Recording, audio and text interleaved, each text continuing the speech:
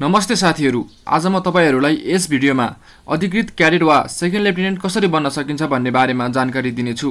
यदि तपाईहरु हाम्रो च्यानलमा नयाँ हुनुहुन्छ भने च्यानललाई सब्स्क्राइब गरिदिनु होला। सुरुमा तपाईहरुले नेपाल आर्मीले अधिकृत क्याडेटको विज्ञापन खुलाएको बेला फर्म भर्नुपर्ने हुन्छ। फर्म भर्नको लागि तपाईहरुले कक्षा 12 अनिवार्य रूपमा पास गरेको हुनुपर्छ। तपाईहरुको उमेर 18 देखि 21 को बीचमा हुनुपर्छ भने यदि तपाईहरुले ब्याचलर पास गर्नुभएको हकमा 24 वर्षसम्मको उमेरसम्म दरखास्त वा फर्म भर्न सक्नुहुनेछ। तपाईहरुको फर्मको प्रक्रिया सकिसकेपछि बेरिङ सुरु हुन्छ। बेरिङमा तपाईहरुको छाती, वजन, उचाइ, बीपी जस्ता कुराहरू चेक हुन्छन्। बेरिङमा पास भइसकेपछि शारीरिक परीक्षा हुन्छ।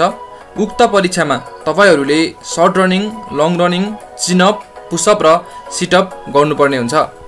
शारीरिक परीक्षापछि तपाईहरुको आईक्यू परीक्षा हुन्छ। यो परीक्षा 60 नम्बरको र आधी घण्टा समयको हुन्छ। यस परीक्षामा पास गर्न तपाईहरुले 24 नम्बर ल्याउनु पर्ने हुन्छ। आईक्यू पास भइसकेपछि लिखित परीक्षा हुन्छ। उक्त परीक्षा लोकसेवाद्वारा लिइन्छ। यस परीक्षामा नेपाली, अंग्रेजी, गणित र जीके गरी 4 वटा विषय हुन्छन्। यो परीक्षामा प्रत्येक विषय 100 नम्बरको हुने गर्दछ। तपाईहरुले यस परीक्षा पास गर्नको लागि प्रत्येक विषयमा 40 नम्बर ल्याउनु पर्ने हुन्छ। लिखित परीक्षा पछि गुणमापक परीक्षा वा साइकोलोजी टेस्ट हुन्छ। यसमा टिओ, जिटिओ, आयो र बीसी पर्दछन्।